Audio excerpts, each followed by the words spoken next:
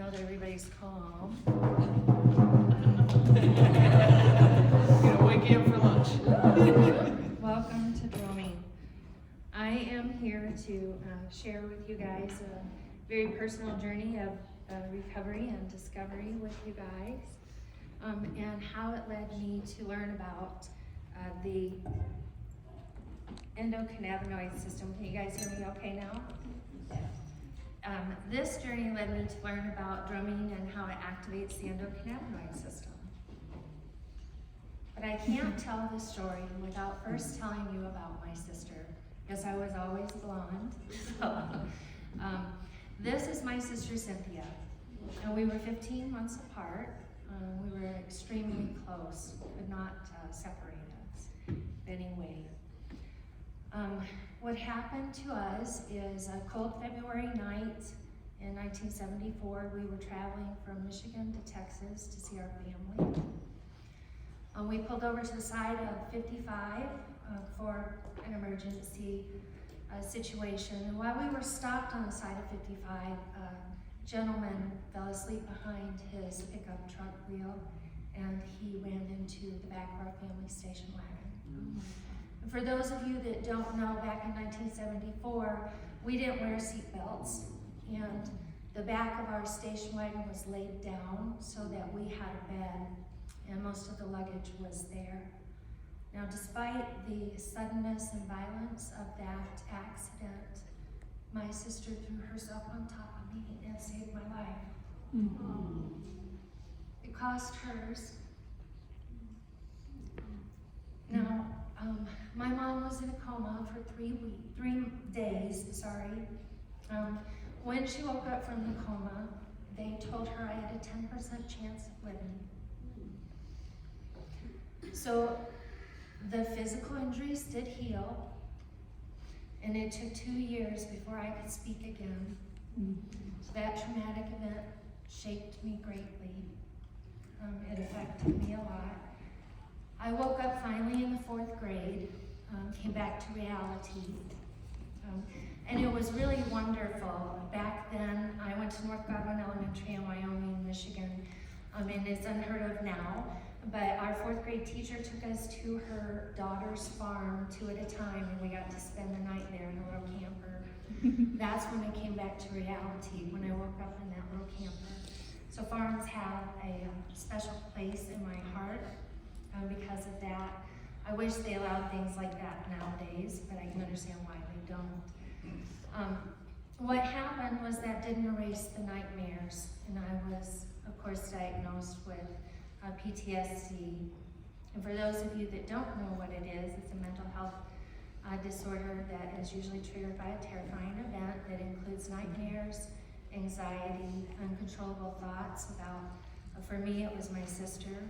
I was in my early 20s when I started getting flashbacks.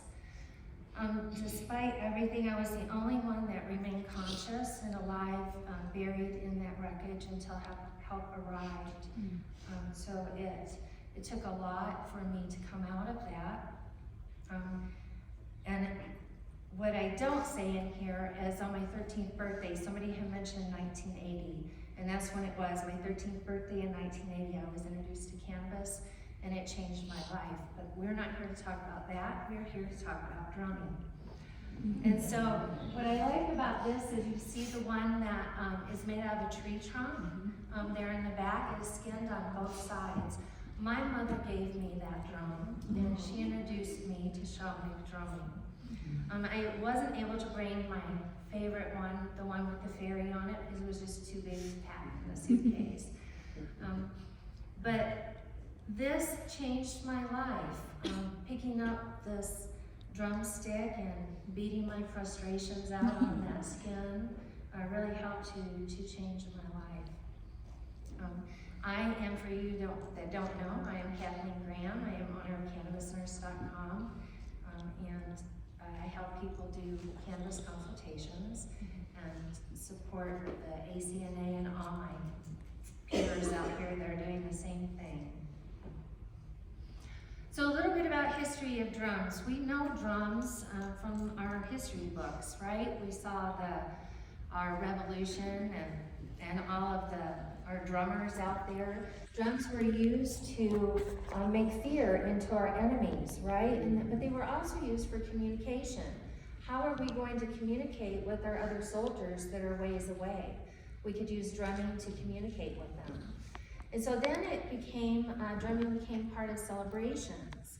You know, our Native Americans, they synchronized their drumming to the heartbeat of Mother Earth, and I really love that part. But others, they really incorporated it into unity celebrations and just celebrations in general for their cultures. Now we have all kinds of different drums, right? We have large drum sets for rock bands, and we have the little metal drums for the Caribbean music to make us feel good. But today we're going to talk about shamanic drumming. And I have brought a few of the drums that we use to participate in this activity. So this is a picture of me and my daughter out at our little fireplace in our backyard. We bring our drums out there, and sometimes we drum out there. Sometimes we do it in the house. But this is my little set. And so the purpose of shamanic drumming, which is rhythmic drumming, is to induce a trance state, to help you meditate, right? And drumming creates a powerful state of presence, right? It takes you out of your anxiety and brings you into the present moment. You start to feel that vibration, and you feel that movement that you're doing. And when we're in the present moment, that is when everything is possible for us, right? We break free of what our nightmares are, and we leave them in the past. So why drumming? Drumming can help you with a multitude of things. It reduces stress, it improves our concentration, because we're concentrating on what we want it to sound like, right? And we're concentrating on how that stick is in our hand. It makes us feel happier.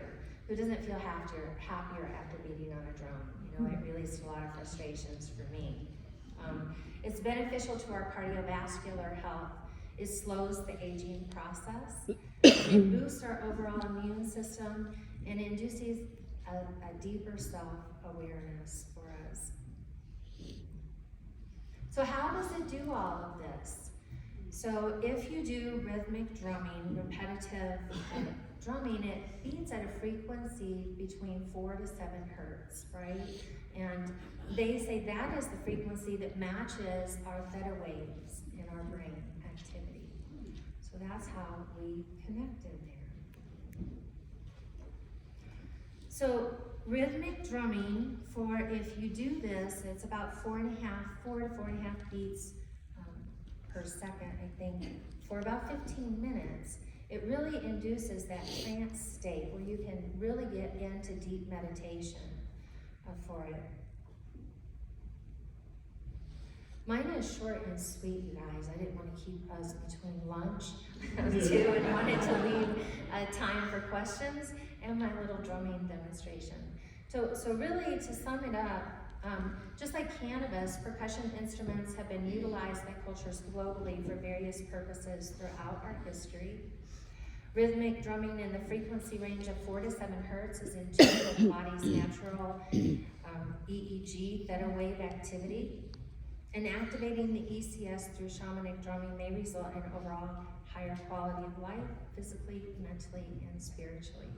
And to close out our panel discussion, I would like for us to use our drums. I brought Sherry tambourine because it is a percussion instrument, and she can bang on it too, to just show you a little bit of what shamanic drumming sounds like and how we can have a little bit of fun with it.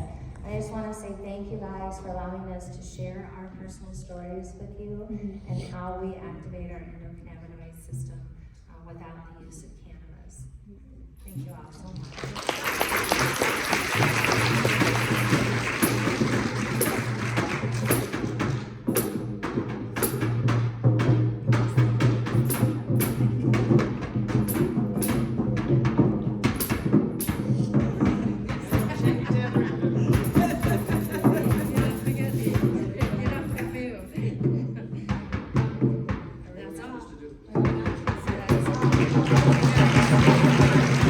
That's all.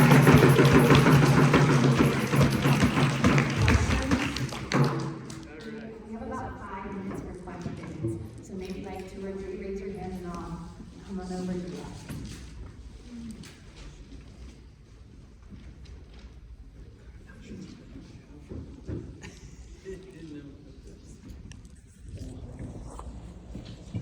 Good morning. I just wanted to thank the presenters. I wanted to just elaborate a little bit. There are also studies that have studied human tears, personalization inside of tears, and different emotions will also produce different patterns. I thought that was very interesting.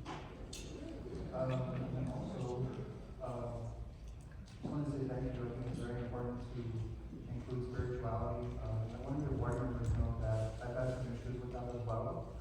So I think the guys are cultural competence, try to get past a lot of barriers. I'm Hispanic and speak Spanish, but I do think that ancestry and discovering your cultural competence is super important. So thank you guys very much.